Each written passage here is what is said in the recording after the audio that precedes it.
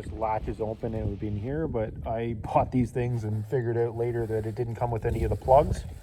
Also on my little learning experience, you have to buy a special one of these to make sure that if it's a GFI plug, these don't work. So this tester doesn't work. All I could use was really to see if the plug was out with the hotline tester here. And yeah, so that's kind of what we're working on today. And then I went with switches that look like plugs so I could throw it inside one of these boxes, and then bingo bango, we have a new plug. I am a little bit new to, like I said, about wiring.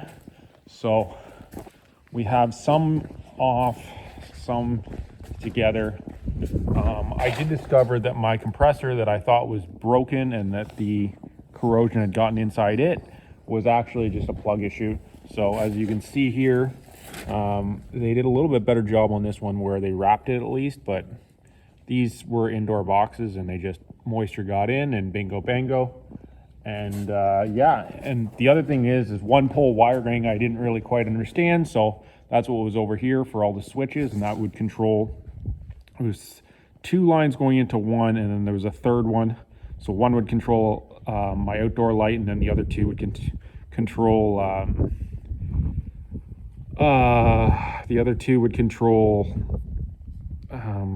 the barn lights in here. So it only went I didn't know this, but it only went to one line, right? So it's one pole wiring, so I was kind of trying to figure that out. And yeah, so yeah, good news, slowly but surely working away. We had a little bottle baby that you guys know about, but because the roof only goes partially here, he kind of can get wet sometimes. So I got him one of these little jackets. So it's a little more insulating and it works great. It allows him to lay down like that and it covers him. And then when he gets up, it kind of covers him. It's a bit big, but it's made a big difference in him because he can actually kind of still socialize with the cattle and still kind of work that way and still covers them and keeps them warm.